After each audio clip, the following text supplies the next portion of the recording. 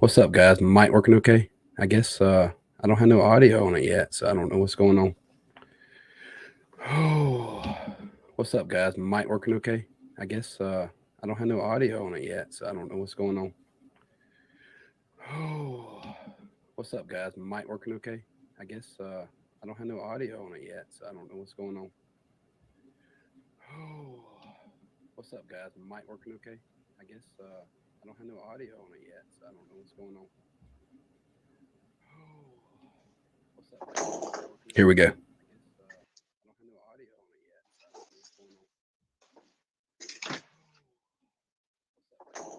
Here we go.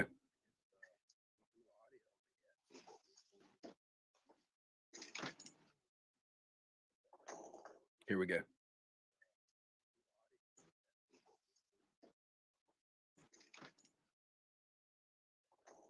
Here we go.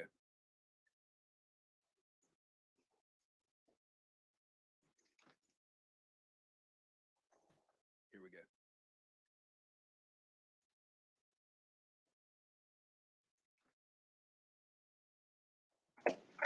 Testing 1, 2, 3.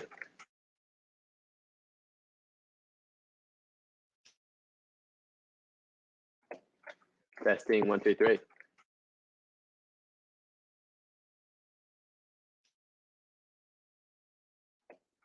Testing 1, 2, 3.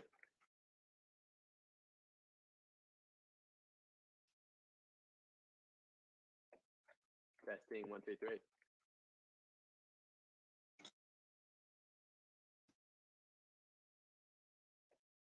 Testing 1, 2, 3.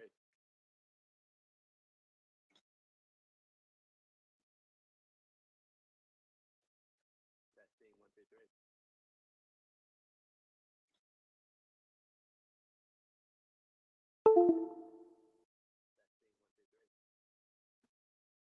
Yep, all good.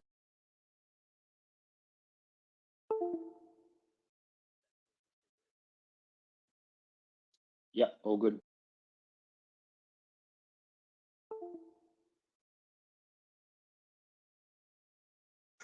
Yep, all good. That was me confirming we can hear you, Reese, but I think Rob's obviously still having issues. Yep, all good. I can hear you, Mark, just not Reese for some reason. That was me confirming what? we can hear you, Reese, but I think Yeah. Rob's obviously still having issues. Yep, all good. I can hear you, Mark, just not Reese for some reason. I can hear Reese. That was me Oh, confirming. yeah, Reese is fine. This is weird. Yeah. Reese can't hear Rob. What? Rob can't hear Reese. We've blocked each I other. can hear Reese. Yeah, Reese is fine. This is weird. Yeah. Reese can't How- hear Rob. What? How about you just drive around each other and Reese. get on the same We've microphone? blocked each I other. can hear Reese. Yeah, Reese is fine. This is weird. Yeah, Reese exactly. can't hear Rob. What? How about you just drive around Let me each just other restart. and get on the same We've microphone? blocked each other. This is weird. Yeah, exactly. Reese can't hear Rob. What? How about you just drive around Let me each just other restart. and get on the same microphone? Yeah, exactly. How about you just Let me just restart. get on the same microphone? Yeah, exactly. How about you Let me just restart. get on the same microphone? Yeah, exactly. Let me just restart.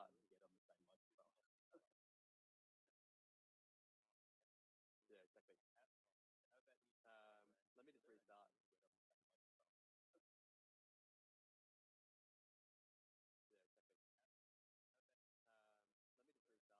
I can still hear you fine. Loud and clear. I can still hear you fine. Loud and clear. At least we're not capped at 90 people. Loud and clear. At least we're Reese, not can you capped hear me? at 90 people. Okay, so on Discord, I just want to make sure Rob didn't do this, but basically, if you tap somebody's username on here, you can mute them individually. So if Rob can just double check and make sure he didn't mute you on accident. So he would tap you, and then make sure that mute isn't selected. Rob can just double check and make sure he didn't mute you on accident. So he would tap. Yeah, if you right. you can and then Yeah, if you right click, make you sure can that mute someone. mute But is selected. Rob can just have you been annoying him, Reese, in previous chats or something? So he would tap. Yeah, if you right. You can and then Yeah, if you right click, make you sure can that mute mute someone. is But selected. Rob can just have you been annoying him, Reese, in previous chats or something? So he would tap. Yeah, if Yep. you right. Yeah, if you right click, Make you sure can that mute mute someone. is But I have thought you it been was annoying muted him, last Reese, in chat. previous chats or something? Yeah, if Yep. you right I can't hear Reese speaking either. right click, you can mute someone. But I haven't heard Reese I thought it either. was muted last chat. What? Wow. Yep. I can't hear Reese speaking either. Can you have you tried your phone or something, I Reese? haven't heard Reese either. Muted last chat. What? Wow. I can't hear Reese speaking either. Can you have you tried your phone or something, I Reese? haven't heard Reese either. Have you tried turning it off and on again? What? Wow. I can't hear Reese speaking either. Can you have you tried your phone or something, I Reese? haven't heard Reese either. Have you tried turning it off and on again? What? Wow. I can't hear Reese speaking either. Can you have you tried I think I've heard everyone speak except have Reese you so tried far. turning it off and on again? Wow. I can hear him totally fine. I It's think so I've weird. heard everyone speak except Reese so far. Turning it off and on again. Someone just messaged me and said the browser can be muted I think somehow. I've heard everyone speak except Okay, Reese so far. I'm back. Can you guys hear me? Oh yeah, There we go. I can hear you now, Reese. Someone just messaged me. and said Okay, the all right. browser can be Phone it muted is, team. somehow. Seems we've got that going on, and I'm back. Can you is guys Robbie hear me? back in? How are we Oh looking yeah, There there? we go. I can hear you now, Reese. Someone just messaged me. and said Okay, the all browser right. can be Phone it muted is, team. somehow. Seems we've got that No, going on, nothing from and the last few minutes. is Robbie and back in? How are we The looking Oh yeah, there? I green can hear you now, Reese. highlight's not coming up either, so I don't know. He's trying to speak even. No. Okay, no nothing worries. from the last He few might just minutes. be resetting on his end. The green highlight's not What did you do, Reese? Did you just turn it off and on again? Yeah, like I just moved to my phone. And now I won't touch on his anything end. else, just in case. What did you do, Reese? Did you just turn it off and on again? Yeah, like I just moved to my phone. And now I won't touch anything else, just in case. What did you do, Reese? Did you just turn it off?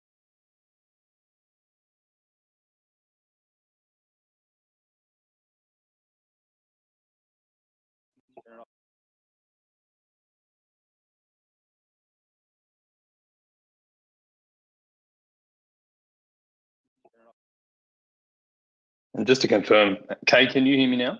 Is that all sorted? Yep, I can hear you, Reese, all loud and clear. Okay, perfect. Just to confirm, I'll assume things are good on our end then, and we'll sort things out with Robbie once he jumps back in. Yep, I think can hear Dan you, will Reese, join all us in loud about and clear. 5 minutes too, once he Okay, gets out of a perfect. meeting. So I'll assume things are good on our end then, and we'll sort things out with Robbie once he jumps back in. I might have to bring Robbie back Dan up will to the join us stage. in about 5 minutes too, once he gets out of a meeting. So I'll assume things are good on our end then, and we'll sort things out. Robbie, once he jumps back in, I might have to bring Robbie back up to the stage. About 5 minutes too, once he gets out of a meeting. I'll assume things are good on our end then, and we'll sort things out. Robbie, once he jumps back in, I might have to bring Robbie back up to the stage. About 5 minutes too, once he gets out of a meeting. I'll assume things are good on our end then, and we'll sort things out. Robbie, once he jumps back in, I might have to bring Robbie back up to the stage. About 5 minutes too, once he gets out of a meeting. I'll assume things are good on our end then, and we'll sort things out. Robbie, once he jumps back in, I might have to bring Robbie back up to the stage. About 5 minutes too, once he gets out of a meeting.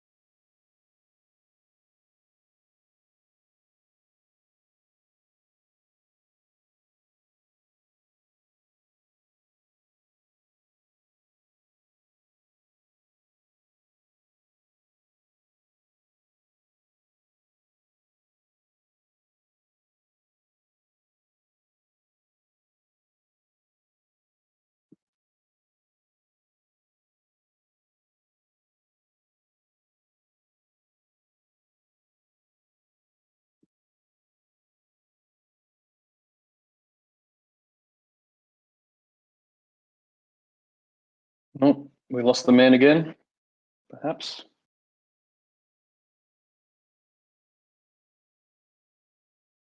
Oh, we lost the man again, perhaps.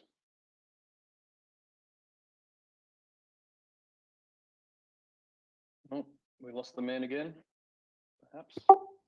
Lucky we start these things early, hey? Oh, we lost the man again, Lucky we start these things early, hey? Lost the man again. Lucky we start these things early, hey?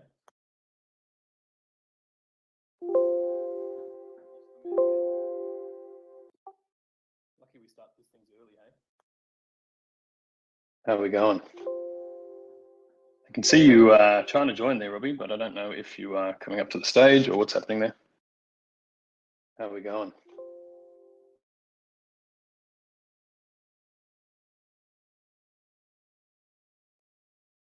How are we going?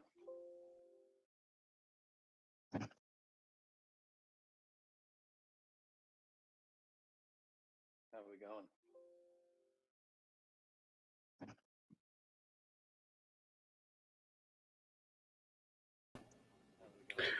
One second, guys. I'm gonna take Dave, this okay, can you guys just confirm screen you can still off hear me just in and case we've lost that along see the what the way? hell's going on here. Yeah, can still hear you. Okay, perfect. One second.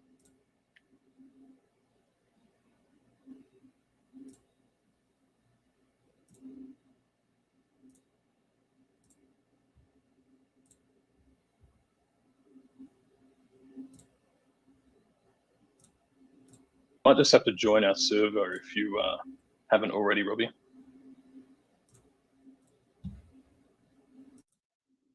Might just have to join our server if you haven't already, Robbie. I'll just send you a invite. Hold up. Might just have to join our server if you haven't already, Robbie. I'll just send you a invite. Hold up. Might just have to join our server if you haven't already, Robbie. I'll just send you a invite. Hold up. Might just have to join our server if you haven't already, Robbie. I'll just send you a invite. Hold up. Might just have to join our server if you haven't already, Robbie. Hey, for our mods, do we have to be able to come up and speak public chat? Hey, for our mods, do we have to be able to come up and speak public chat? Hey, for our mods, do we have should be an invite there for you, Robbie, if you can come up and speak public chat. Reese, do you know if he's using the browser or an app?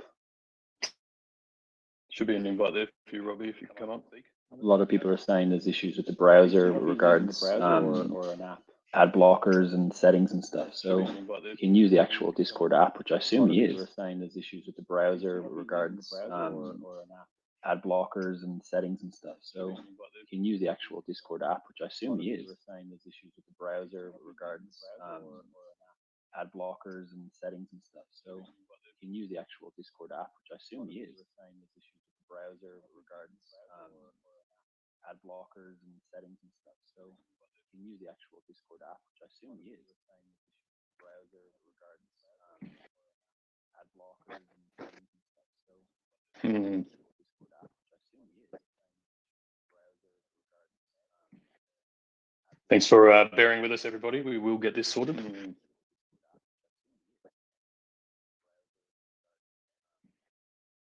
Thanks for bearing with us, everybody. We will get this sorted.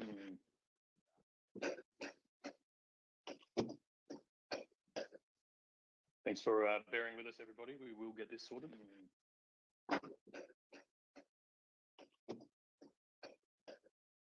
Thanks for bearing with us, everybody. We will get this sorted.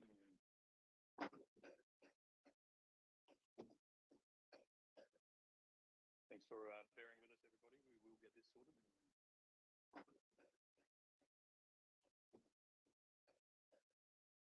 Thanks for bearing with us,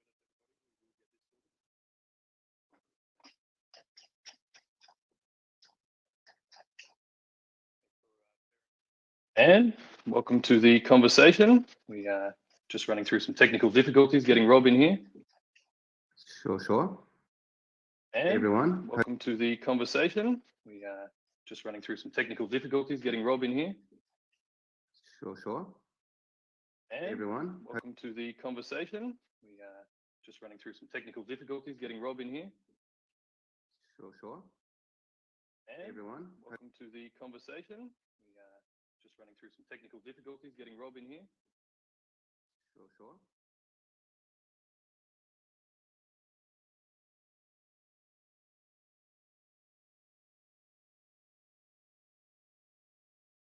A pretty big news this morning with a certain designer perfume brand.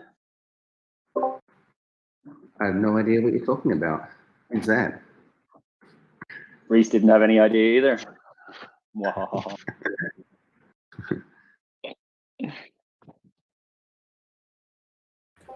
How many of us out here can actually pronounce Givenchy correctly? I think I'm pronouncing it wrong as well.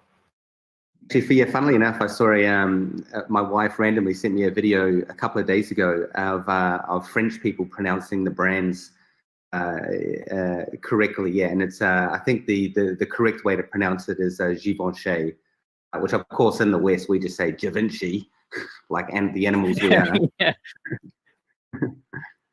I think I might have seen the same video. There was a guy who was trying to pronounce like all these French luxury brands correctly for his girlfriend who doesn't speak French, and he's like, Longchamp is Longchamp. Longchamp, yeah, exactly. Oh, I can see Rob back up. Are we on? Hello. Hello. Can you hear us, Rob? No. Rob, you there? Less technology, eh?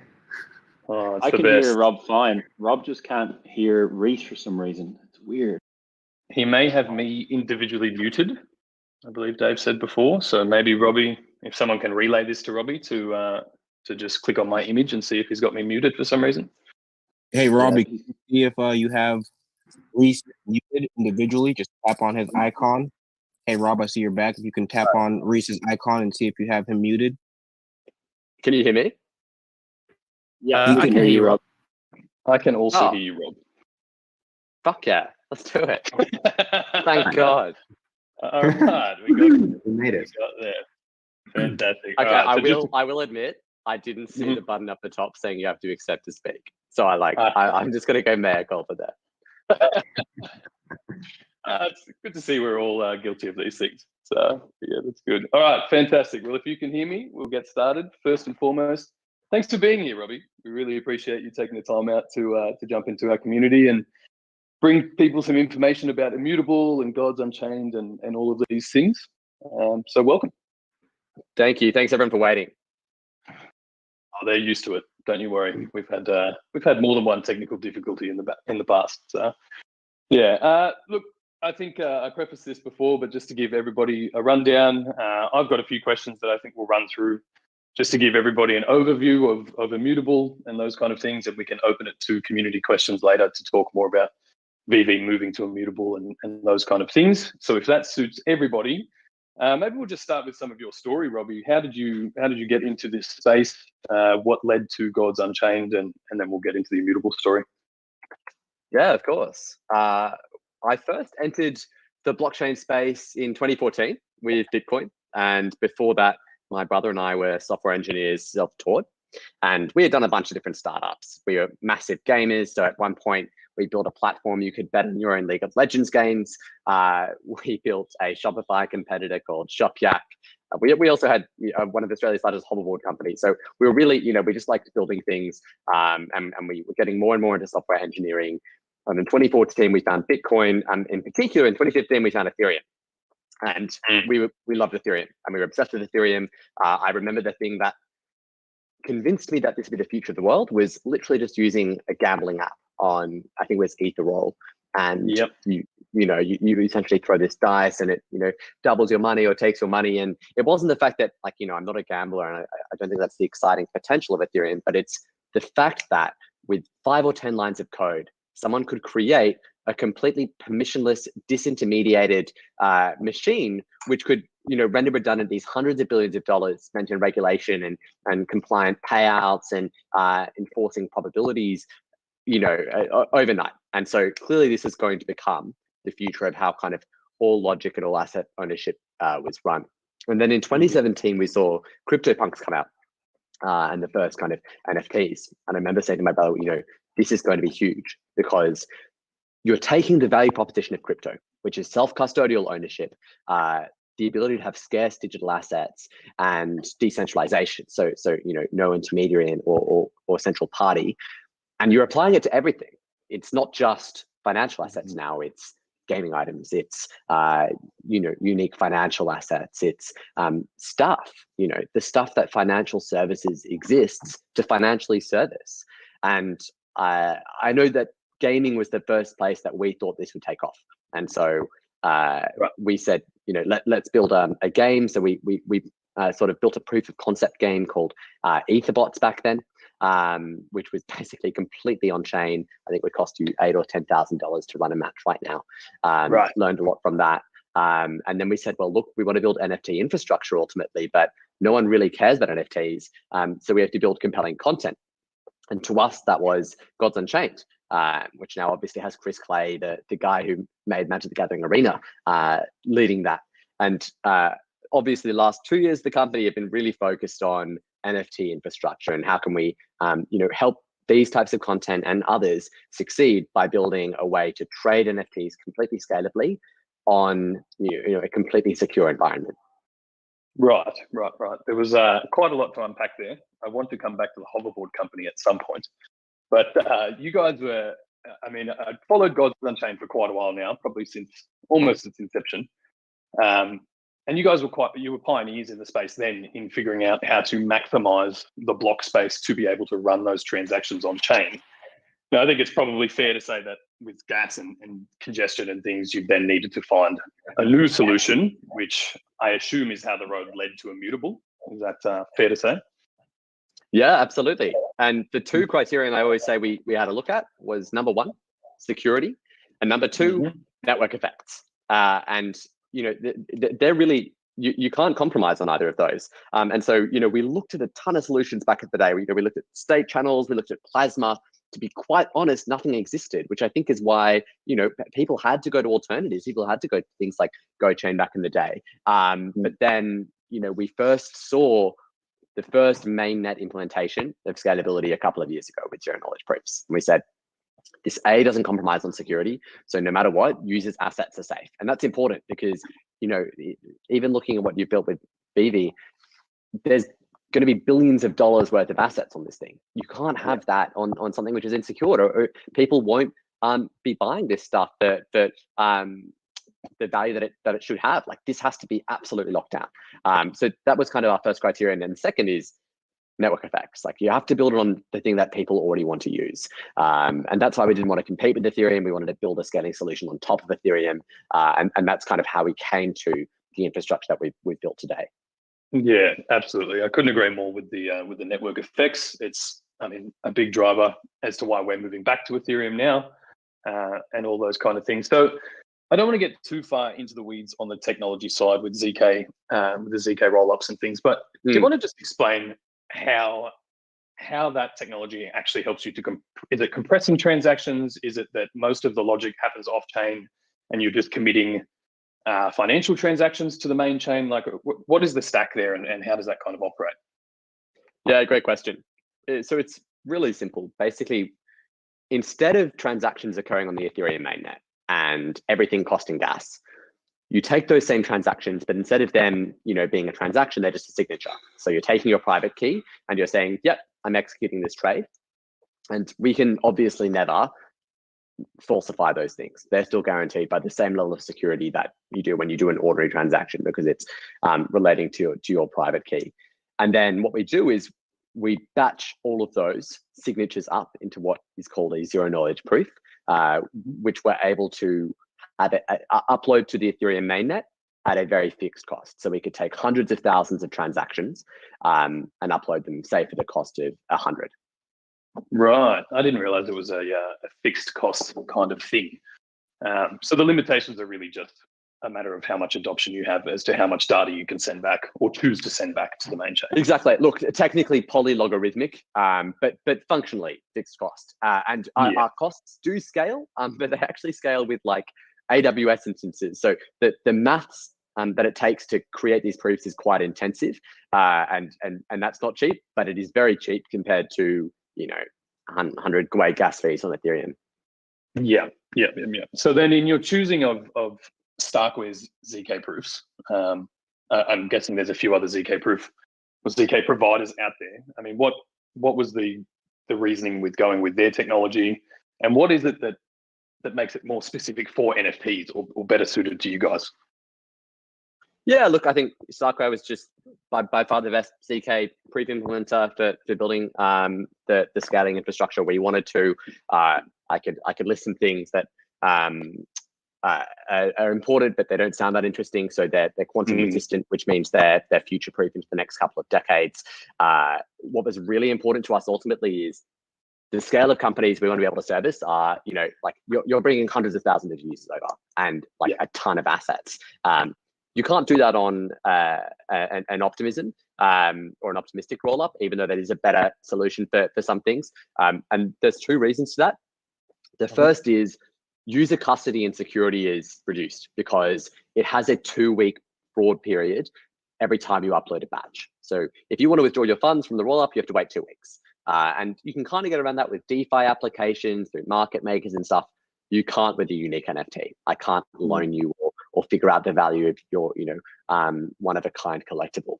But the second one is much simpler, which is it's less cost efficient. So at the scale of transactions we're doing, we can afford to power hundreds of thousands of transactions. Whereas even on an optimistic rollup, you are still paying, essentially a linear cost per transaction, even though that's a reduced linear cost. So it just simply doesn't work for the scale of companies that we're trying to power. Okay, so it's more on the scale of companies than the actual assets that are being moved, or that's all in part of the same thing. No, I think they're both really important. So at the end of the day, we're trying to build a solution where if someone wants to withdraw their assets, they should be able to, almost instantaneously and with complete confidence that they get to retain full control of their funds and full control of those assets at all times. So that's something we never wanted to compromise on, because that's what allows these market caps to become so valuable of this portfolio of unique assets. It's the underlying the underlying security and trust that people know that their assets are stored with.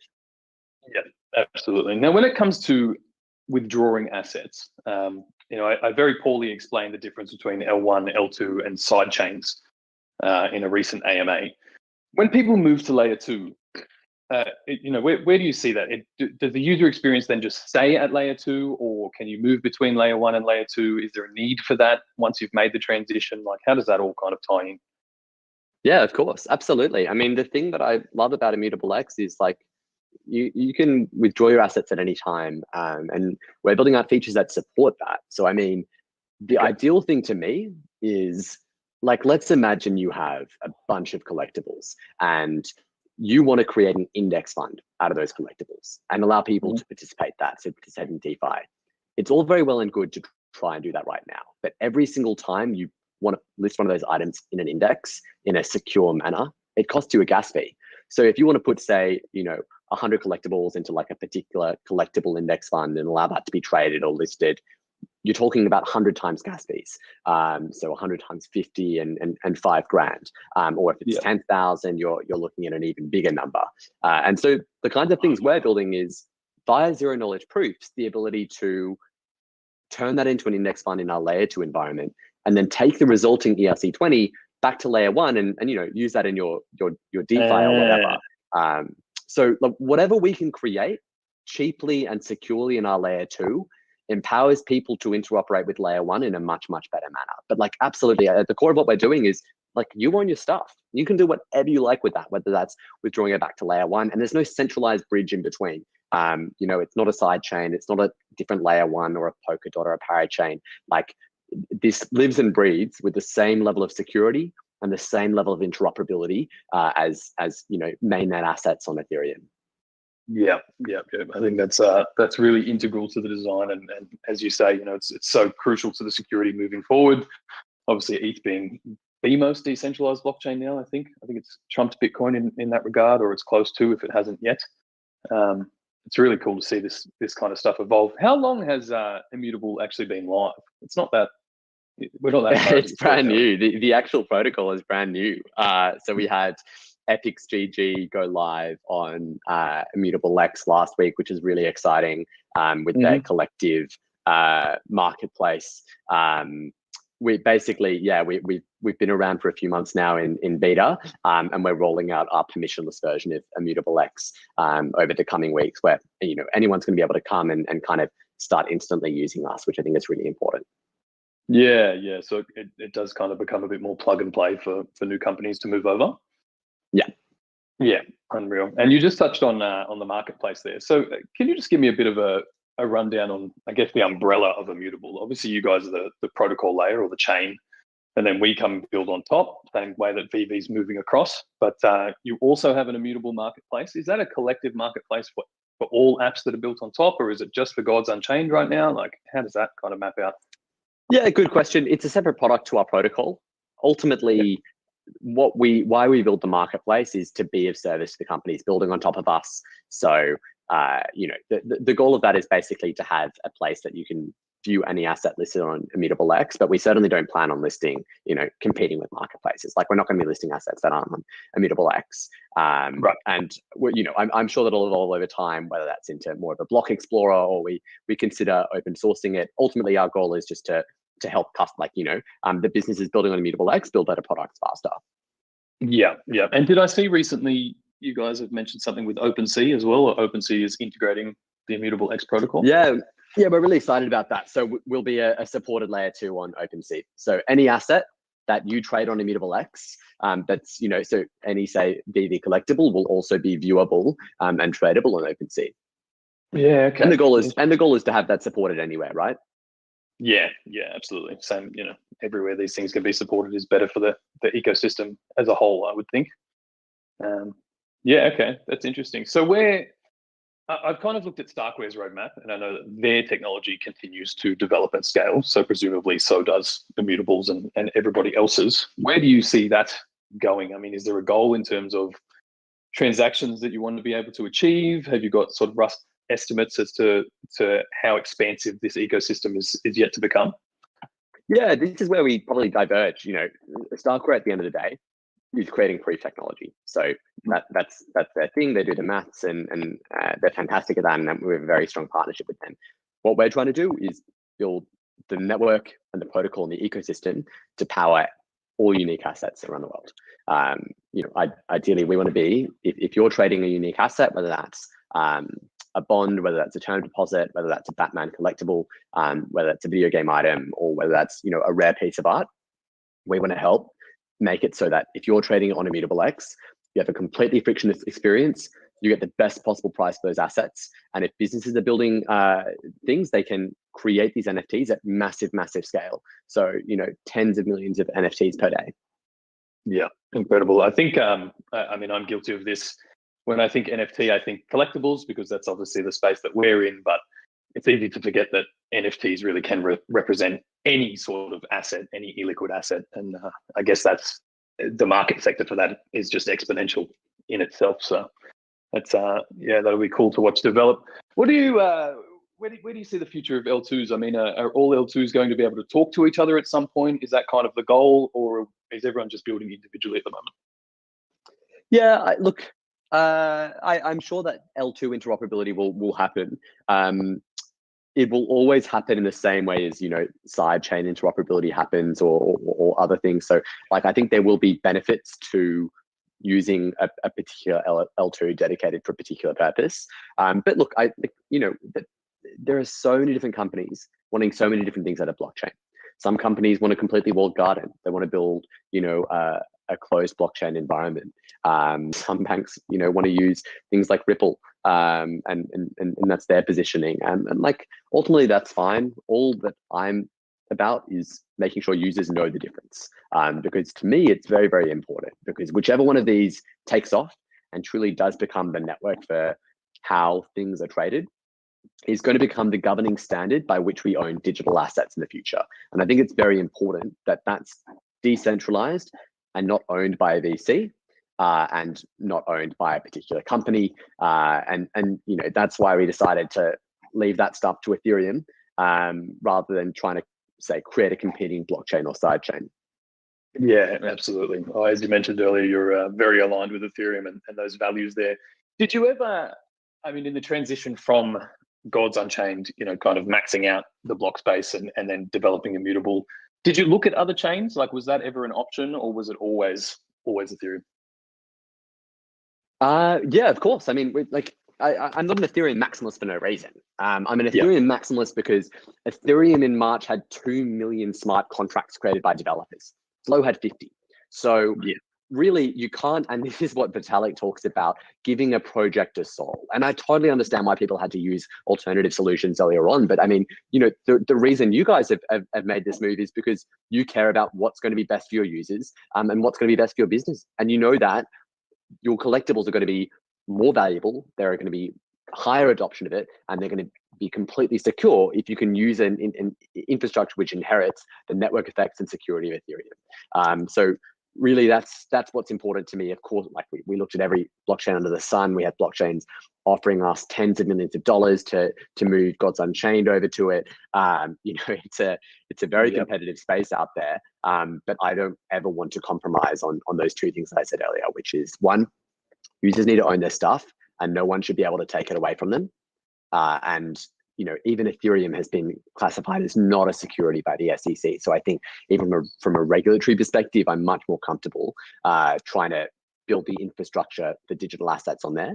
And the second is network effects. We don't want to be in a silent environment. You want to be where everyone's trading, because that's when your assets are going to be most valuable and your users can have the best experience. Yeah, absolutely. And it just raises that exposure of all the assets to new audiences as well.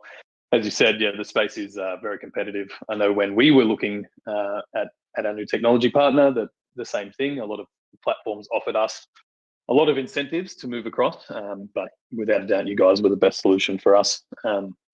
Not only because of the low gas and all those things, the carbon neutrality as well, but as you said, Ethereum's really got those network effects going. So, Dan, I think you're in here as well. If you can hear me, do you want to just give a bit more insight into how we kind of came to Immutable and made that move? Yeah, absolutely. I mean, similar to like what Robbie was saying, we and as you mentioned, we were talking to a lot of different chains out there, and then again, very similar to Robbie's philosophy as well, is that really thinking forward into the future, the most important thing is to really understand where the technology is going to go. In terms of interoperability, what everyone's using, I think that's going to come more and more to the fore as crypto and blockchains get more adapted by the masses. And so for us, looking at all of the other chains, obviously there's Flow and all these guys, and don't get me wrong, they're doing a great job, but for us it was making sure that we had the highest degree of interoperability, and obviously tapping into one of the largest networks out there in the crypto space, which is Ethereum at the moment. So there were, as I think I've mentioned on a couple of other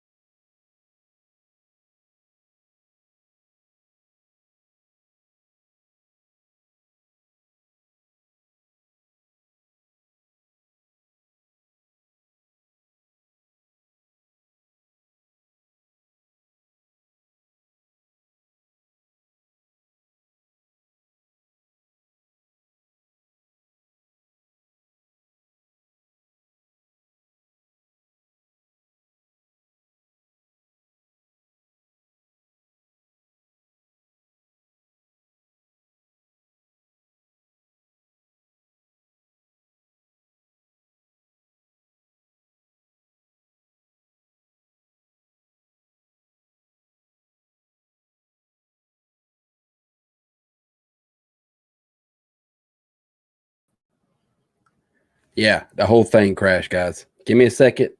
I'm trying to get it pulled back up. Like, this is some bull shit. Even my OBS, everything's crashed. I don't know what the crap that was.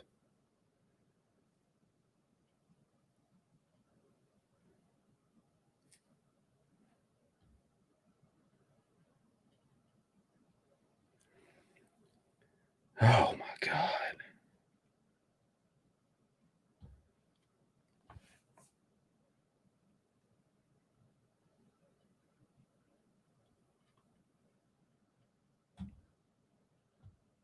Okay, sharing screen now.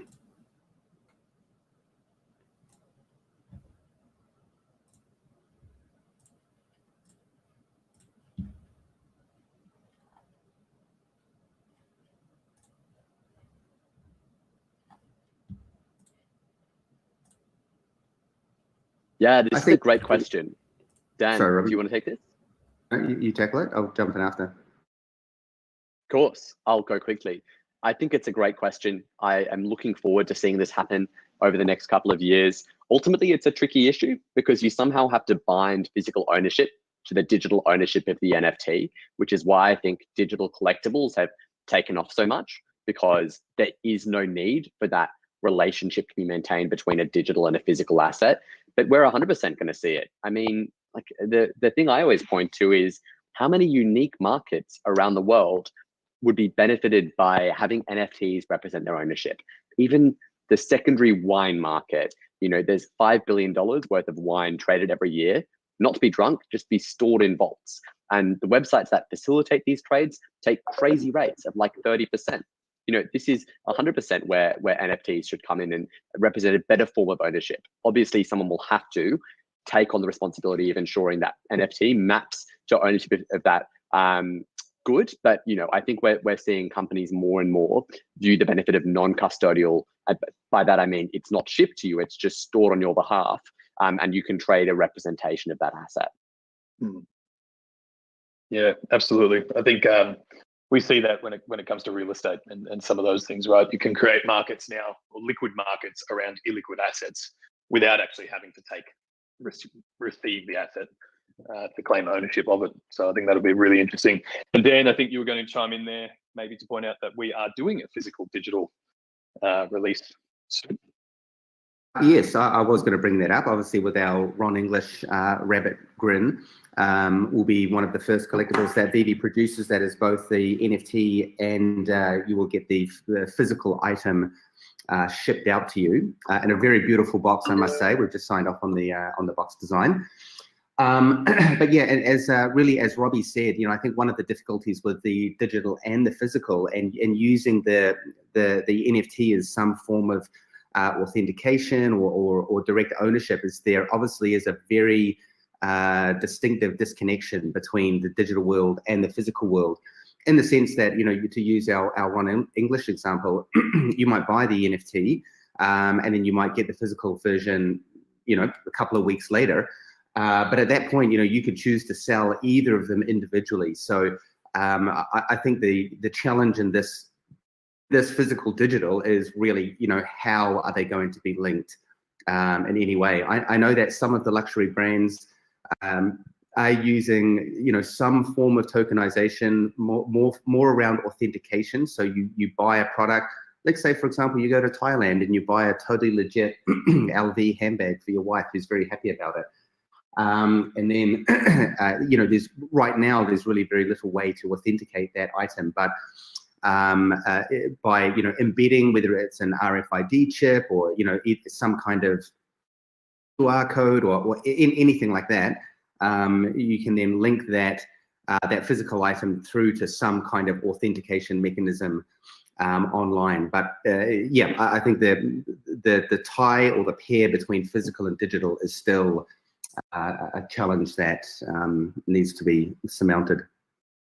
Yeah, absolutely. And I mean, just from a collectible standpoint, do you think that continuing to explore that bridge between physical and digital will push the NFT industry forward? I mean, we're seeing a lot of people now who are buying some of our VV collectibles and then going and buying the physical counterpart just because they're enjoying it. So, you know, I kind of see this world where they they intertwine and support each other rather than, having to leave behind the physical to move to the digital. Would you agree with that?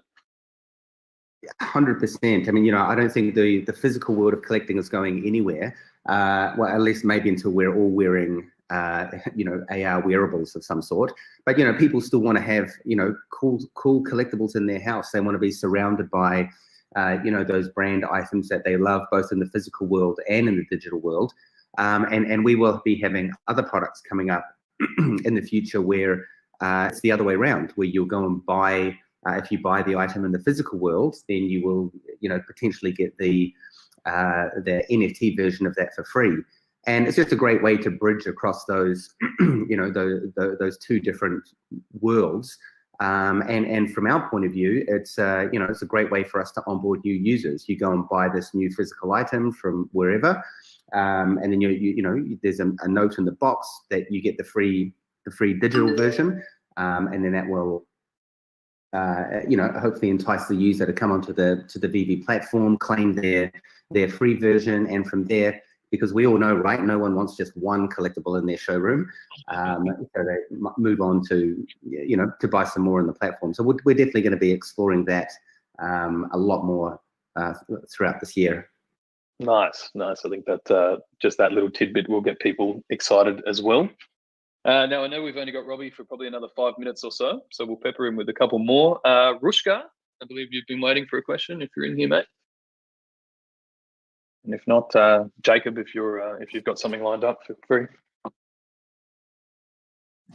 Yeah, I do have a quick question after Jacob. Yeah, go. Yep. All right, let's go Rushka, and then we'll go yourself, good sir, and then Jacob can come in. Can't hear you there, mate, if you're talking, by the way.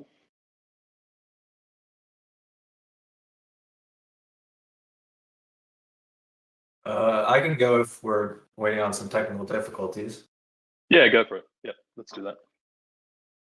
All right, so my question is around kind of developer support. I know you mentioned that you were looking to open it up and get out of the beta. And I know that you've had some developer platform support in the past with Unchained or Gods Unchained from, I think, Alchemy and maybe some others. But I was wondering if you have any plans for developer API platforms or partnering with someone like that for Immutable X. Yeah, absolutely. I mean, we have an API platform. We're on a constant journey to make that better and better. Ultimately, the vision that I want for Immutable X is anyone can come and use and build NFTs on Ethereum and have them tradable everywhere without ever having to even say hi to us. Obviously, partnerships with people like Vivi, we're always going to hold their hand and kind of make sure it's a great experience. But ultimately, we're building infrastructure. And so, hiring call, if you're passionate about building that kind of documentation or want to come work with us, please do apply. This is our main thing we're focused on right now. Okay, so it sounds like you're having a more internal approach and not looking to partner with outside API platforms or developer groups. What do you mean by outside platforms, Jacob? I just know that you guys worked with Alchemy in the past. That's the only one I really know of. I think Infura might be another one, things like that. They're kind of building developer tools and APIs to help businesses kind of track the transactions that are occurring. So I was just wondering I know that a lot of people use them for layer 1. So I was wondering if you were going to use them for layer 2 or how that works. Right, that makes sense. Yeah, 100%. That's it.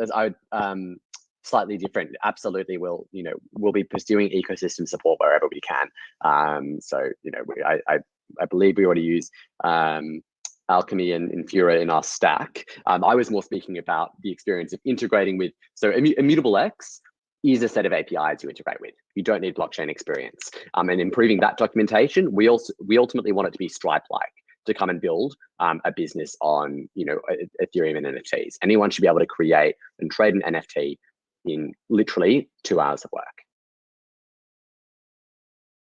That's okay. A good timeline. Yeah, that's the goal. Yeah, so good. Guys, can I just remind people, if you've had a question or if you don't want to, mods, feel free to stay up. But anyone else, if you want to return to the crowd, just so we can see this a little bit easier. Now, Mr. OMW TFYB, I believe you had a question ready to go. Robbie, I just wanted to touch base in regards to, I know that there has been some talk of us being able to buy our collectibles with OMI in the near future. I just wanted to know if that will be something that will be able to be used on the Immutable X platform. I see that it does have payments of Ethereum at the moment. Just wanted to get a little bit more clarification on. 100%. I mean, yeah, ERC20 full support for any arbitrary ERC20s on our roadmap pretty soon.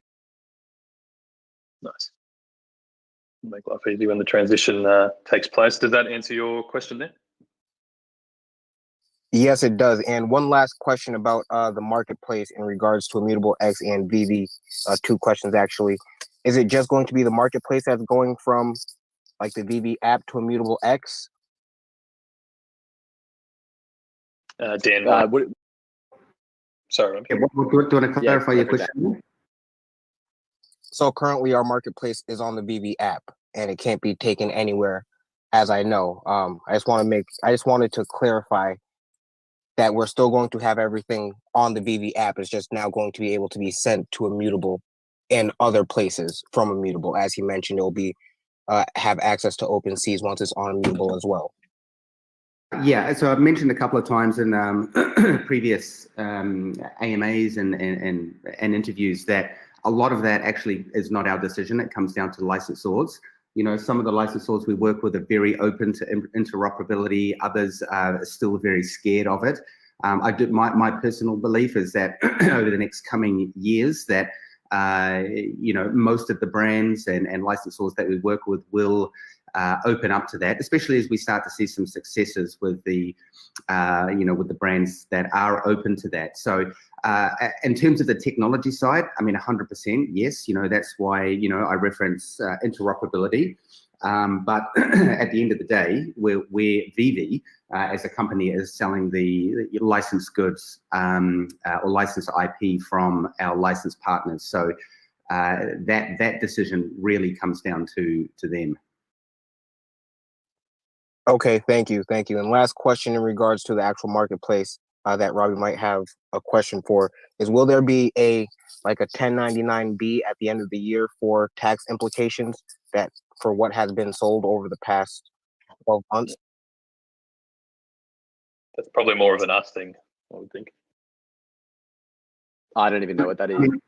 No, I mean, yeah, you got to remember we're not in America, so we don't deal with any of those kind of tax forms. But at the end of the day, you know, as an individual, you're responsible for your own accounts, your own record keeping and submitting all of that information to the IRS or whoever your you know, whoever your tax overlords are. So yeah, on our side, we don't have any plans to do that. Obviously, we're an international business, and if we were to do something like that, it wouldn't be just America. It would be the 150 odd countries that VV users are open to. So from our perspective, like, you know, like any other sort of products, that's of a similar vein, assuming, let's just say you collect physical collectibles, you know, the one shop that you buy them off is not going to be providing that information to you. Thank you for that clarification, guys. No problem. Robbie, how are we doing for time, mate? Do you have a hard stop, or we got a couple more? No, I'm good. Yeah, okay. let's power through. Perfect. All right. Who else have we got up here? Alt Crypto King, if you've got a question ready, and then Memo, if you've got one too, we can take you next. Yes, I was wondering, for the Master Collector program, if there was going to be any referral programs instituted. Just kind of wondering, because you guys were talking about a point system and maybe something along the lines of also getting an NFT once we get a certain amount of users would be kind of cool. And then my next question for Robbie was, I know that Vive has kind of cornered the market for NFTs, as far as having like maybe Terra Virtue as a competitor. For you, Robbie, who do you guys consider your biggest competitor? With that question, we'll come back to the master collector a bit later on. That suits, just while we've got Robbie here. Yeah, sure. Biggest competitor is probably pretty simple. I think it's someone, you know, ultimately, the answer I give is I think, you know, competing blockchains like Flow, Tron, EOS, you know, the ones who are in particular trying to build the future infrastructure of NFT ownership and do so at the expense of Ethereum, you know, we typically view as our competitors. But you know, I welcome it. The only thing that I wish is that there was, you know, clearer information for people to make these decisions. Because at the end of the day, if you choose to go with one of these solutions and they break and they're insecure, that's your money, you know, gone, and that's the value of the business that's been built on it gone. So I think it's really important at the end of the day that people understand the trade-offs they make when they choose various solutions. Yeah, and I think that comes down to you know, understanding the difference between a real layer 2 and a sidechain. We touched on it earlier, but obviously sidechains have their own set of validator nodes, which really just makes them more susceptible to attack. Or if you have enough money, you know, you really could come and break that network. So, as you said, it's important that the right information gets out there. Am I right that really Immutable is the only layer 2 NFT specific solution, isn't it? Yeah, we're the only one in production. Yeah. Okay. Perfect. Oh, that's good news to know as well. All right, we'll take a few more questions, guys. And yeah, just same again. Like, if we can keep the questions, we'll keep them more pertinent to Robbie, and then we can chat afterwards about Master Collector and more VV style stuff. So, go ahead, Mr. Memo. Hey guys, how's it going? So I have a question on well, what I really like to hear is a couple bit details on how the VV NFTs will be moving from the Go 721 network and on the Go chain to the Ethereum network on ETH 721.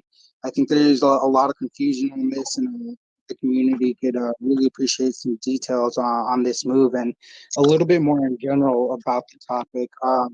I would actually also like to know if we will be seeing something like an Ether scan to be able to see our NFT traffic history anytime soon as well.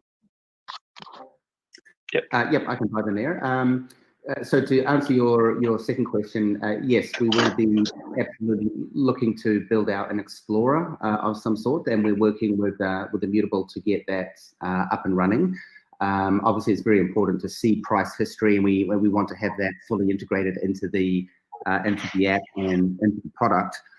And then in terms of your first question, I mean, from a user's perspective, you know, very little is going to change. You know, right now, as you know, VV is a little bit of a hybrid model. So it really is just going to be about, you know, reminting on the new protocol. But in terms of what the user sees and what the user has to do is very, very little. All of that's going to be behind the scenes. The only thing that will be user-centric or forward-facing is really just the OMI token swap, of which we will have a platform set up very, very similar to the Go WOMI, which will allow users at any time to convert their existing Go OMI over to the new OMI. Perfect. I think that's probably. Yep. Go ahead if you can. I had one more question specifically for Robbie.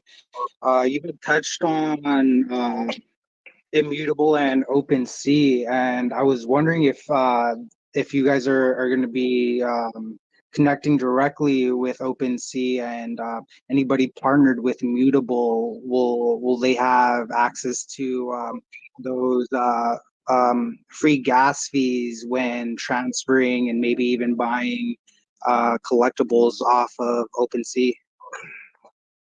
100%. Yeah, we announced it a couple of months ago. The integration's kicking off. You know, OpenSea will basically be allowing you to trade any asset on Immutable X on OpenSea's front end, completely gas free. Awesome. That's great news. Thanks, guys. Thank you. Thank you very much. The Gale, you got a question for us, mate? And then we'll, and then maybe Chief Ajuri. Yeah, can you guys hear me? Yep. Okay. Yeah, for Robbie, can you briefly talk about possibilities regarding DeFi and NFTs, like the combination, staking, lending against your NFTs and stuff like that? Yeah, absolutely. We've already seen a huge amount of innovation there this year, whether it's NFTX or NifTX or any one of the DeFi apps that's kind of springing up. As I think I shared before, our plan is really to try and help those kinds of applications be built on. My goal would be an NFTX can be built on Immutable X, but instead of it costing $50 for every single NFT you want to put inside an index fund, it's now gas free.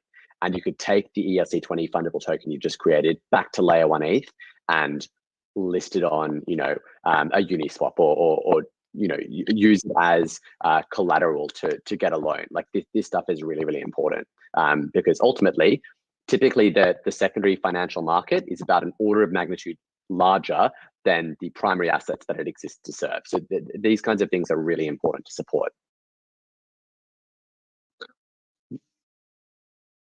Yeah, I think that concept there of being able to use your NFTs as collateral and then take out loans against them in the future and that kind of thing, like that's pretty it's exciting. I mean, obviously on our level we're looking at it with premium collectibles and things, but when NFTs really encompass so much more of the world and illiquid assets, it turns any asset into a financial instrument, which is a super exciting part of the industry. So that's my input there. Chief Ajuri, if you've got something lined up, mate, feel free, and then we might throw to Mark. Yes, indeed. Thank you very much, Reese. Can you hear me? Yep, got you there, mate.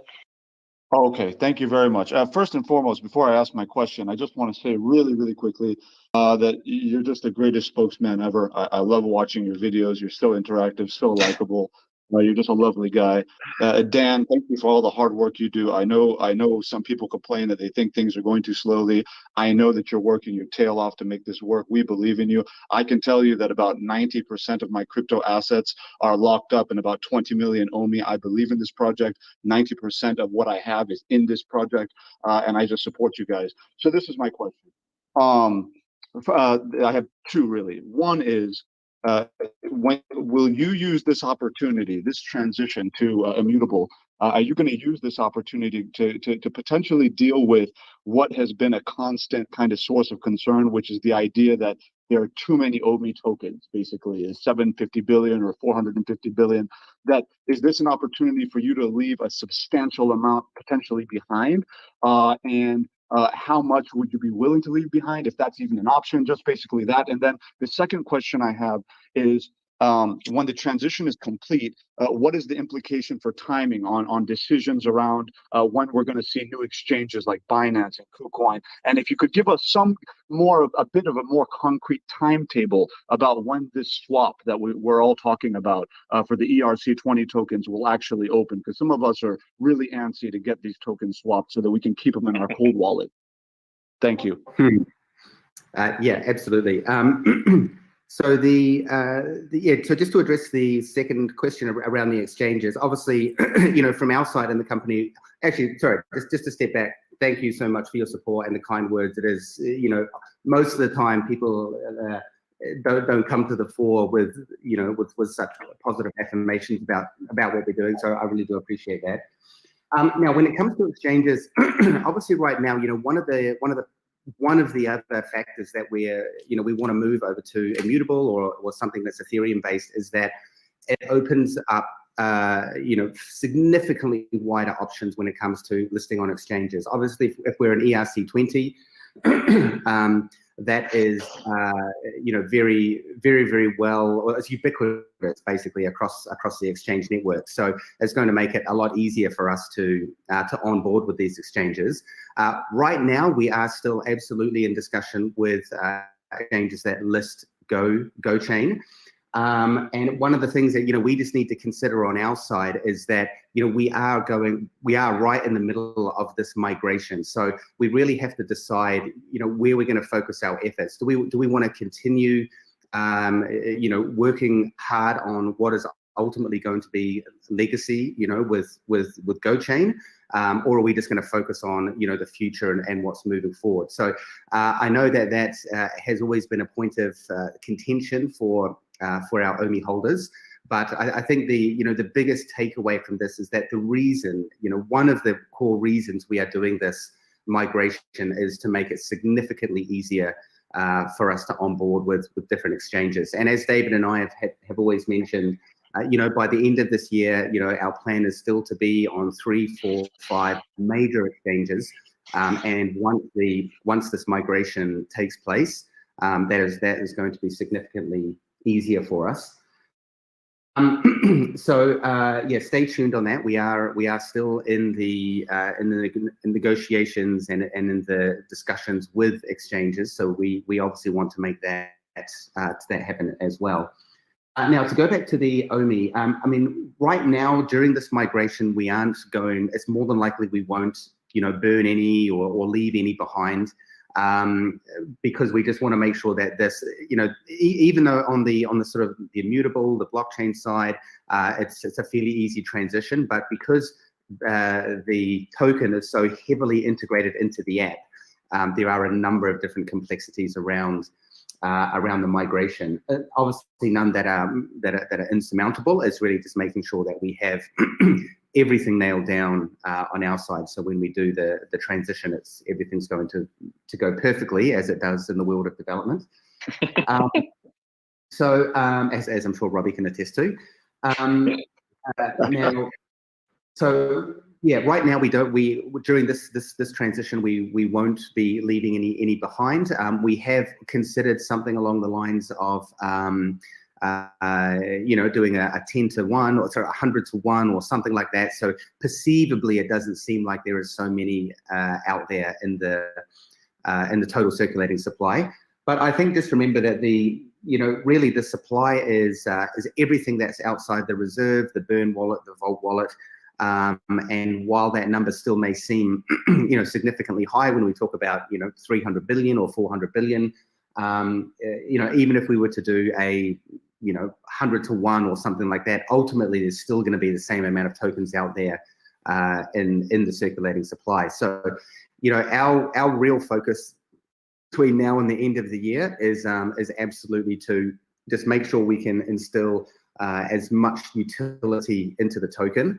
And as you guys probably know, we recently announced that that we are working on the OMI directly to NFT, so no one has to worry about doing gems or anything like that, or converting their OMI to gems and then getting NFT.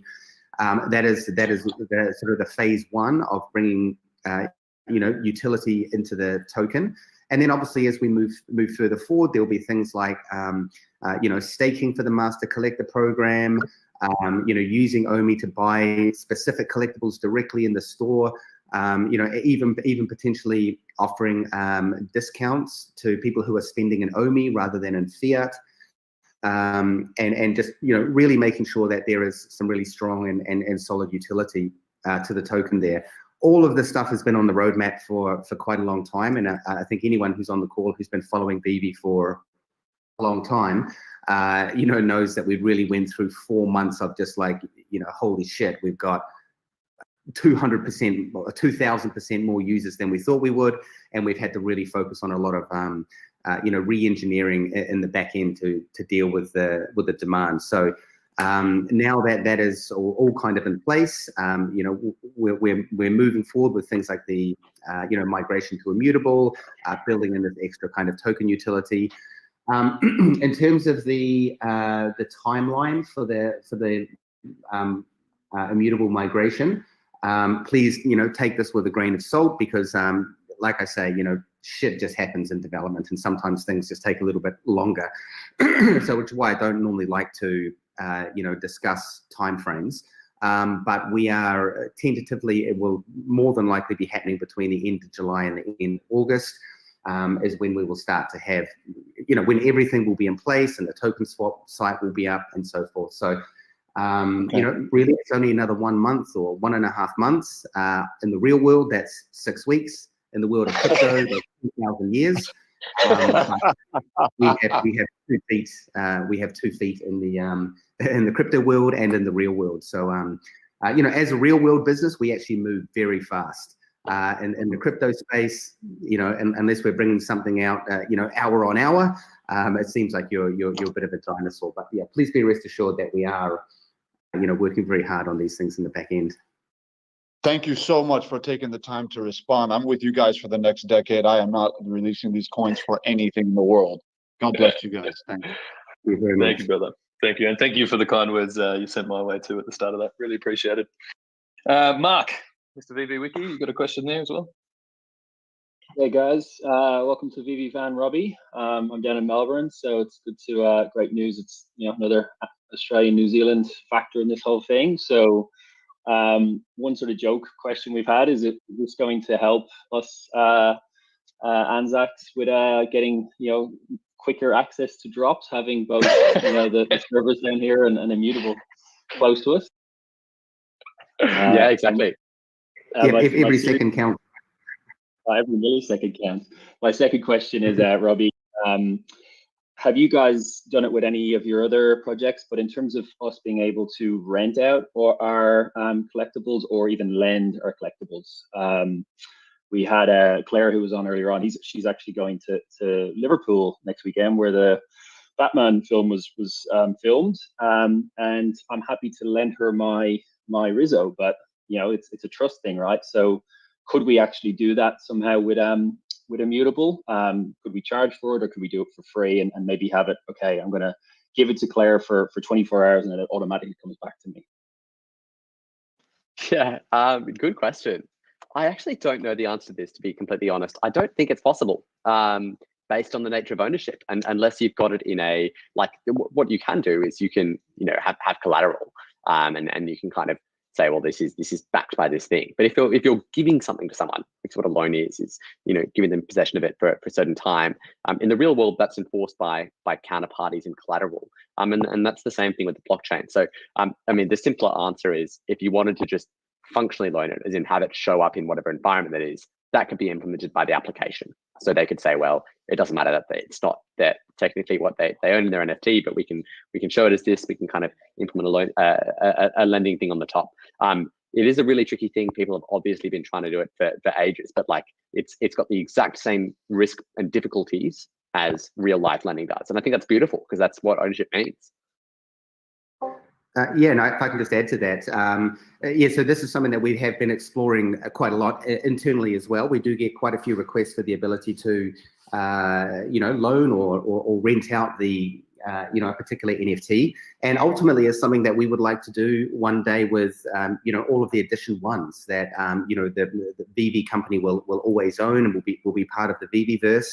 But if you can rent out or have that edition number one for a certain amount of time, that's something that's really cool. So from our perspective, it is very much on the application side. So while the the ownership at the blockchain level will ultimately not change, we can implement certain things within the app that will allow another user to have someone else's, or access to someone else's NFT for a certain amount of time. And then during that period of time, we will do things like prevent the ability to transfer the collectible out of the app, or list it in the marketplace. All of that stuff we can do fairly easily on the application side without the need to really transfer ownership in the back end. And to be honest, I think this really is the safest way to do it. One of the things I think all of us here who've been part of the VV family since the beginning of the year is that there's going to be someone out there who's going to try and scam you, or someone who's going to so at the end of the day, we very much need to be, I think, taking a bit more of a centralized approach to that, rather than actually transferring ownership between users, as that will have some inherent issues. And I can already hear Lucas on the support saying, don't do it.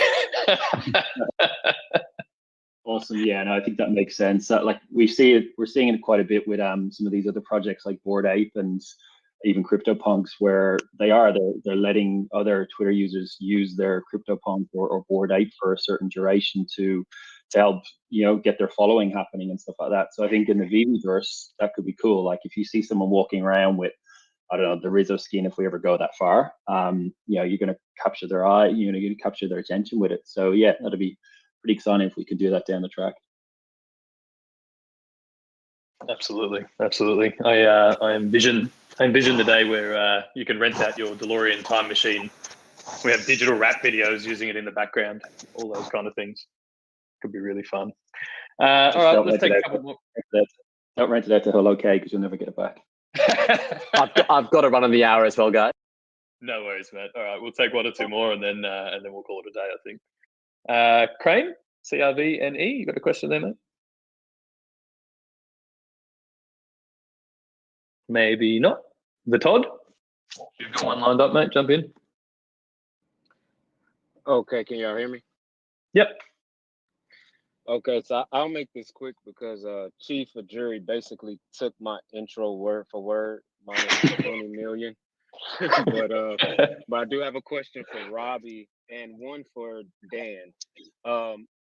I came into this AMA pretty late, so it may have already been answered on the Immutable X side, but I know that you guys are on our layer 2 that sits on top of Ethereum, and with the Ethereum 2.0 in development, once that is up and functioning, will we see some kind of effect on you guys' end? And for Dan, I had a question about the coin to switch over to Immutable X. All of the accounts, there are accounts out there with people who have OMI who no longer keep track of BB for whatever reason, and those coins will be sitting back on GoChain and remain on GoChain, and they probably won't even, know to switch them over to Immutable X. Is there something along the line for those coins that are going to be left back on the GoChain when we switch over because they're no longer active investors in the company? Sure. Yeah, let me answer that second one. I mean, ultimately, those people have purchased those OMI tokens and they have, full ownership over them. And from our perspective, the token swap the platform will remain open for an infinite amount of time or an indefinite amount of time. Mr. Mellowman, I'm just going to mute you there because a bit of background noise coming in. If you want to mute yourself. Yeah, I think I might have got him already. Can you mute him? Okay. So ultimately, we need to honor anyone who owns OMI tokens. So there is a chance that there will be people out there who have, maybe forgotten they've got some OMI token, or perhaps, maybe just won't end up going through the token conversion process. But at the end of the day, our responsibility to them is to leave that option open for them at any time, even if it's 1 year from now or 2 years from now, they suddenly realize that, they've got some OMI and they want to use it. They'll always have the ability and the option to go and swap those tokens. Okay, perfect. cool. Yeah, and to the first question, which is E2, yeah, I mean, we'll embrace E2. That'll make our costs cheaper. We're very synergistic with it. Vitalik has talked about how the future of Ethereum scaling is going to be, zero knowledge rollups based. So I'm very much looking forward to that. I wanted to leave on a note as well, but just as we're wrapping up, which is, part of what we're trying to build with the Immutable X is infrastructure, and the other thing we're trying to build is a community. And that's why I think it was, it was awesome and overwhelming to see the reaction when we announced this partnership and to kind of have the love from this incredible community that's been built here. And I just wanted to stay involved because we plan on helping to really cement and forge these partnerships more properly as these partnerships go live through some of the mechanisms of our own as well. So I part of our strategy is early adopters of Immutable X. We want to help make sure they're part of the ecosystem as well. So stay tuned here over the next few months. Thanks, Robbie. Thanks. That sounds like a breadcrumb if I've ever heard one. But just from all of us, thank you for taking the time to be here today. We're all incredibly excited to be moving over to Immutable and Ethereum. We really appreciate it, and yeah, welcome to the fam. I'm sure all of our community will stay up to date with yours, and we'll try to help each other grow. So, thanks again. Thanks, Robbie. I appreciate you coming on. Of course, Dan. Thanks, Reese, as well. No Sorry about problem, the absolute Luddite start from me. Don't worry about it. Our community's used to it from me, so it's no problem at all. All right, cheers, mate. And you can just exit the chat too, Robbie. Easy. See you, everyone. Yeah. Bye. Cheers, mate. Guys, maybe we'll go for another 5 minutes if anyone else has some questions or wants to wrap that up. Dan, have you got a little bit of time left, or are you out of here as well? Yeah, I can probably do 5 minutes, and then I do need to bounce. Got a Superman drop and a Slimer drop tomorrow, so a lot to prepare for. Well, Actually, not tomorrow. now, It's tomorrow New Zealand time. tomorrow New Zealand time. Now that we're here, I may as well ask the question everybody wants to know. Are they dropping at the same time?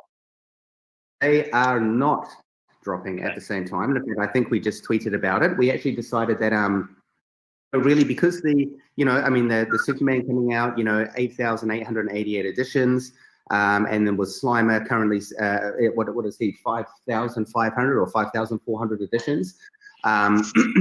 We know from last week's drop with Ron English, which was 11,000 editions, which sold out literally in minutes. We just felt that it wouldn't be fair to drop both of them at the same time, because the reality is you're only going to have the opportunity to get one of them. So what we're actually going to do is, and this will be make all of our Southern Hemisphere family happy, which is the Slimer will actually be dropped at 6 p.m. Pacific time. Yeah, 8 a.m. Pacific time. So you're going to have 10 hours in between to go make some more money somewhere. Maybe try and get 2 Supermans and sell one off, so you got some extra coin for Slimer. We are going to be dropping them at different times. We just felt that was the most fair way for the community, because the Slimer is very much in demand from what the response is on social, and we just thought that would be the most fair way. Absolutely. And how many, do you know off the top of your head, how many editions of Slimer are being released? I think it's 5,500. Okay. Yeah, it's been up there for a while. So I imagine that's possibly going to go minutes. I'm not too sure. Probably the way these things are going. Yeah. All right, let's do a couple more just before you have to get out of here. Mr. Melon Man, I had to mute you before, but I will unmute you if you have a question ready to go. Yeah, I'm sorry about that. I'm actually on the way home from work, so no problem. Yeah, I appreciate you guys' time and thank you guys for everything you're doing. I commend you guys very much. You guys have a great product, a great app. I'm super pumped for tomorrow's drop, for Superman particularly. And I had more of a proposal than anything. I noticed there's still, a lot of knuckleheads out there that are bidding up the prices, particularly on the Rezos. They're bidding them up. A lot of fake accounts are bidding them up to, extremely high numbers like $20,000 and up. And I'm just curious if maybe in the future you might need to have a little bit more of skin in the game in order to participate in some of these higher end NFTs like Rizzos or Donnies in the future, because a lot of people I notice, they have 0 collectibles, 0 followers, 0 likes, fake accounts that are bidding them up extremely high. And maybe if you could have some kind of, skin in the game in order to lose you there. Can you hear me? Sorry. Yeah, that's all right. Yep, I caught most of that. No, absolutely. I mean, I guess with the collectibles like Rizzo that were very early season 1. I think the main thing to remember is back then VB had very little users. I mean, going back to January, I think Reese and I were talking about this the other day. We had probably 200, 300 users. So when we drop these collectibles, there's more than likely whales out there who own significant portions of these early drops. And at the end of the day, it's it is quite difficult for us to control what someone does if they're a whale. If they're holding 30% of the Rizzo supply, they obviously can have fake accounts and go in there and sort of bid things up. But really, I think at the end of the day, it comes down to just being very wary of who you're buying off, who you're bidding against. We have to be very careful about restrictions on bidding. When the Master Collector program comes to fruition, we will actually have it'll more than likely be that there will be some limitations around the market, and you will have to be a certain level master collector in order to participate in the full spectrum of services in the market. And the reason for this is so we know that you are, in order to be, master collector level 3 or level 4, you've already had to be a part of the community. You need to own a certain number of collectibles. So there's certain kind of governance ways that we can have an impact on the market. And then there'll more than likely be, to some degree, a form of rating system. Like you mentioned there before, that you go to a profile where a user has no followers, collectibles. There'll be some sort of rating system to see how many trades that user's done or whatever. So yeah, there are some things that we can do to help minimize that that kind of behavior. But at the end of the day, there's a popular site here in New Zealand called Trade Me, which is a kind of like the eBay of New Zealand. And of course, I've had my friends ring me up at like the 11th hour, so Dan, bid on my thing, so it forces someone else to bid higher. This isn't something that's unique to Vivi. It's really any kind of platform that offers in any sort of auction capability. So yeah, there are some things we can do, but ultimately it's a problem that sort of plagues these kind of services.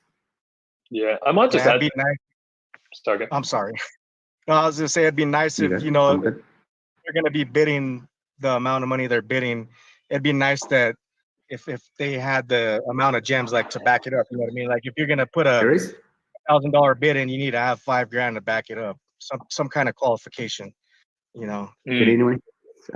Yeah, we can eat in. One other quick question. Yeah, okay. Sorry, I think I lost you for a second then. Sorry, that was all I had to say. Yep.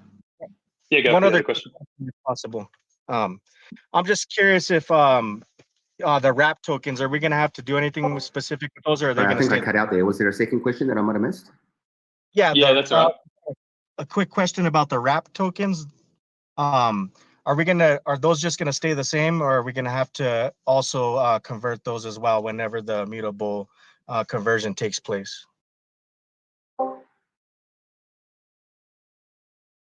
Hello? Dan. Yeah, Dan's mic might be playing up there. Yeah, you'll need to unwrap them essentially, and then convert them to ERC20. Look, yeah, you'll have time to do it and all of that thing. But I guess the idea is once we migrate, we kind of want to migrate everything to the same token standard, the same kind of platform. So just to keep it all uniform. Otherwise, we're going to end up with some wrapped OMI, some Go20 OMI, some ERC20 OMI, and it's all just going to get way too messy. It's a bit messy as it is. So yeah, once that transition happens, I think we'll try to amalgamate everything back into the same token standard.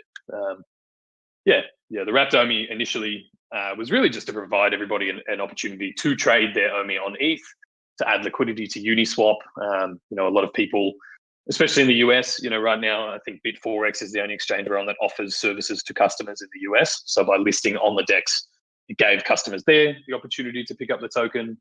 And obviously, it gives people in the community the opportunity to earn LP rewards from the pool as well.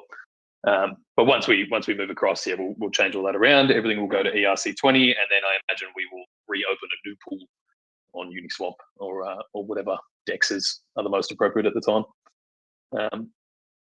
Does that answer your question? Yeah, thank you. I appreciate it. Thank you for your time. Yeah, no problem. We might take one or two more, guys. Dan, have you sorted the microphone thing? I don't know whether you cut it in and out just then. Yeah, I can hear you now. You can hear me okay? Yeah, got you there. Perfect. Okay, send this trip. If you've got a question for us there, mate. Send this trip. Go for it. Hey. Hi, guys. Can you hear me? Yep, so we'll go send this to Trip and then Van, if that works out with everyone. Or the other way around. Hello? Yep, we got you there, mate. Go for it. All right. Okay. Yeah. I ain't know if you get me or not. Well, that's pretty cool, man. I appreciate y'all, man. That's the first time I've been able to speak to somebody. That's pretty dope. I had 3 questions really. I pretty much like the platform. Everything seems like it's a good business is just really, really, really good. But let me get straight to the point. My first question was how far along is like the masterclass, like collectible, VV Master collectible? How far along are you guys to releasing that? We will be releasing some details about the Master Collector program more than likely by the end of July.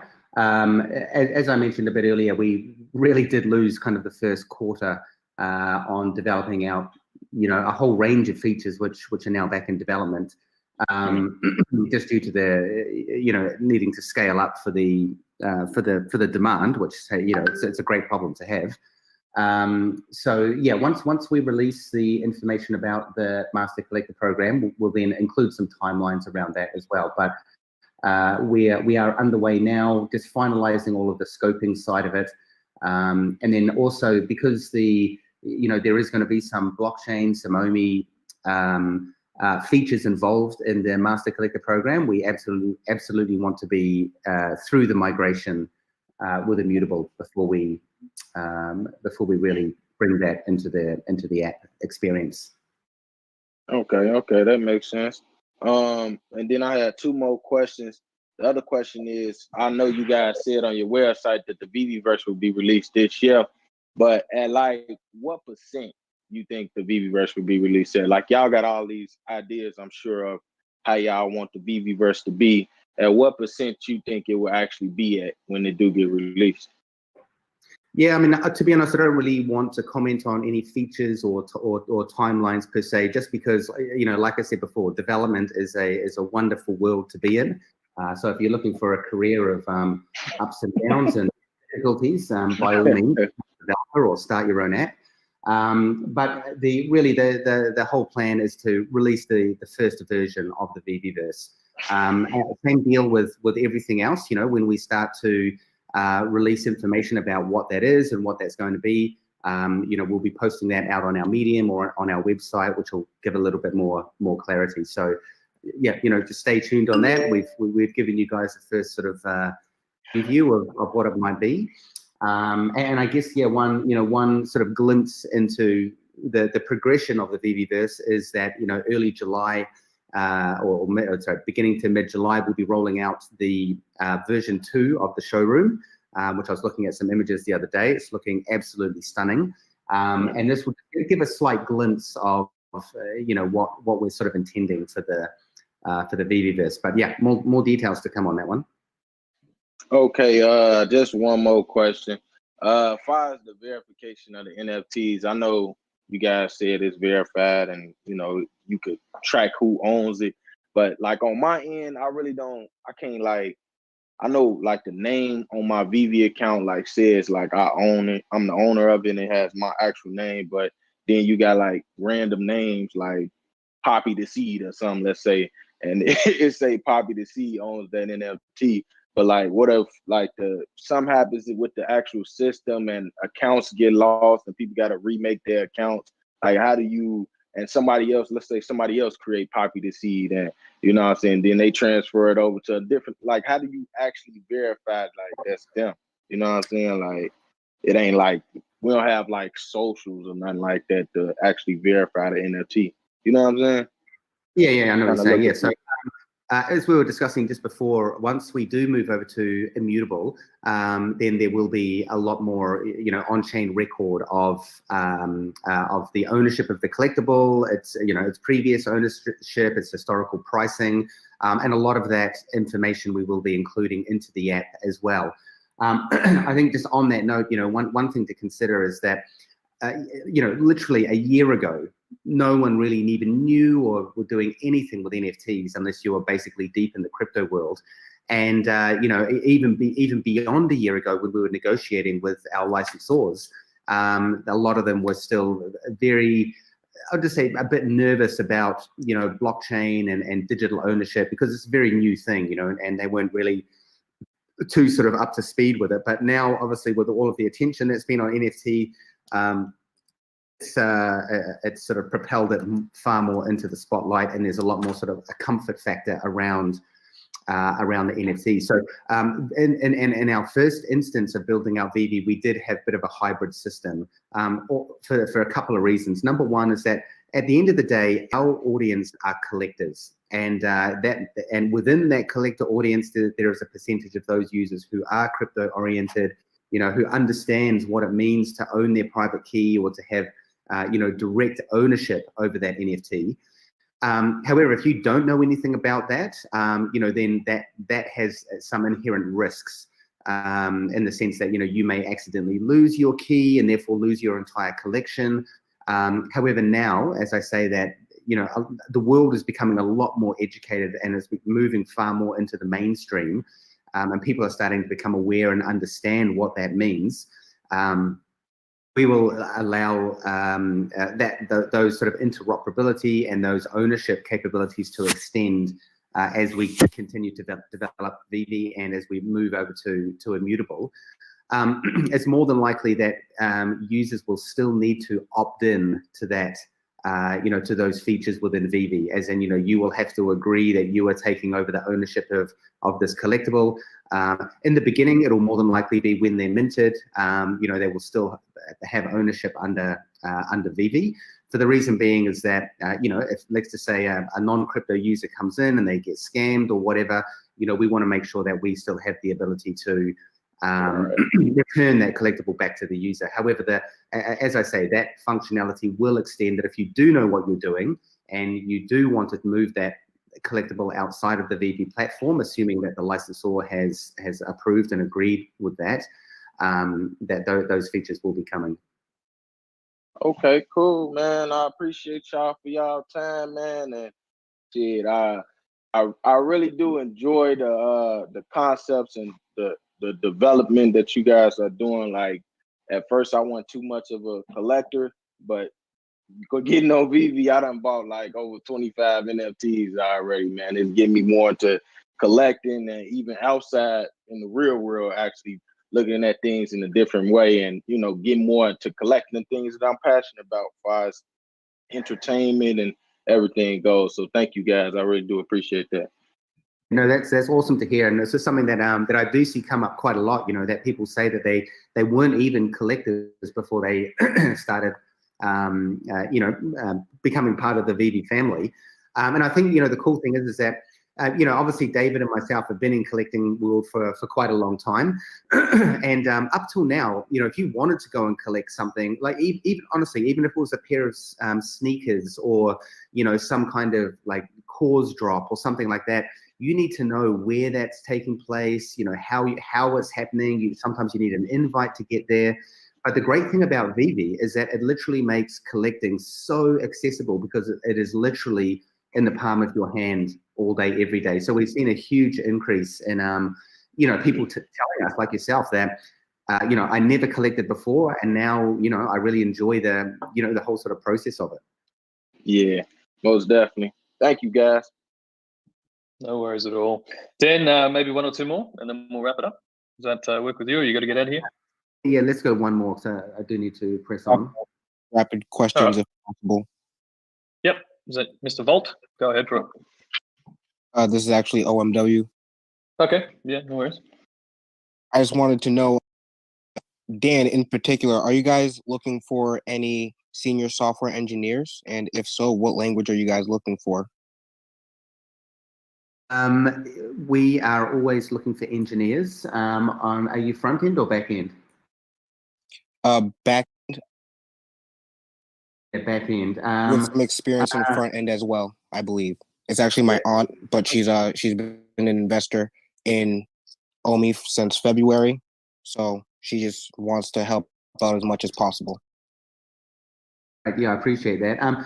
Yeah, we do have a very vigorous recruitment process, just to make sure that the people we are getting in, number one, their fundamentals are very strong, and number two, that their tech stack is in alignment.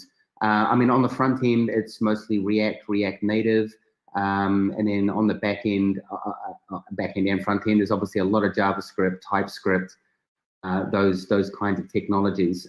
We do often have job postings on angellist.co. So probably best to jump on there and just search for a Comey and see whatever listings are open. I actually don't handle or manage that side of it. That's all part what I've managed by our CTO. So that's probably all I can really say on it, to be honest. No worries. Thanks so much, guys. I do appreciate it. And last question: has the clock been fixed? Clockgate has not yet been fixed, but it is in the pipeline. No worries. Thanks so much, guys. I appreciate all your efforts. I've been a strong holder for the past few months, and I can't wait to look forward to what we move forward to in the future. Thanks, Billy. Thank you so much. Yeah, okay, guys, I do need to bounce. I've got a Superman ready to upload, which everybody's excited for.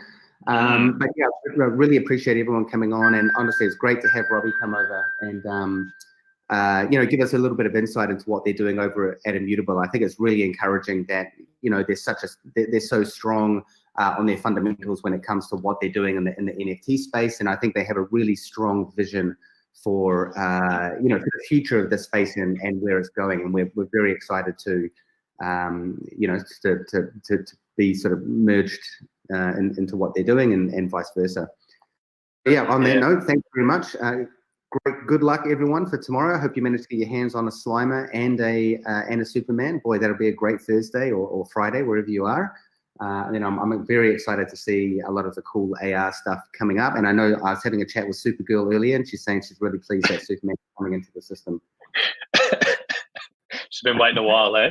She's been a bit lonely. It's been a few quick sniffing around. That's it. And guys, just as a little extra tidbit for everyone who stayed till the end, we are running a bit of a giveaway with Immutable. It's just gone out on the Comey Twitter page. Pretty standard stuff. Like, share, retweet, tag a friend, get excited, all that kind of stuff. And I think we're giving away a DeLorean time machine, a secret rare 2D Ultraman cover art, and a Superman. I think we're going to hold on to and give one of those away. So if you want to enter that giveaway as well, and obviously keep your eye on our socials, because from here on in, it's kind of, there's promos and giveaways happening all the time. So if you haven't jumped in there yet, I'd strongly suggest it. All right. That's it. Thank you, Dan, for your time. I think Robbie and that are gone. We might wrap this up here too, guys, and we'll come back next week. VV Vault, did you have a pressing question that you wanted to get in before we wrapped up? Nope. I don't know if your mic's working or you're muted, maybe. All right, guys, I better bounce. Thanks so much for joining in today, and yeah, good luck for the drop tomorrow. And, too easy. Thanks. Next AMA. Thank you. Bye-bye. Thanks, Dan. Appreciate it. All right, guys. I think that's it. It seems everyone's we might be out of questions. Thank you very much for joining. Jump in that giveaway, and we will chat next week, I would assume. Thank you. Take care. Cheers, guys. Bye.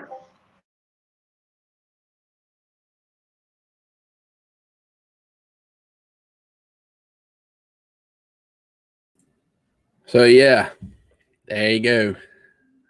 No tokens being removed. I'm about to make a video about it right now. Hey, I appreciate everybody following this live stream. It really helps me out. And I'm sorry about the crash. I don't know what happened. I'm about to buy, like, I don't know, 17 computers or something. Put them all together. Hook them up. I don't know. But yeah, I appreciate everybody coming, guys. And that's the end. Catch you later, guys.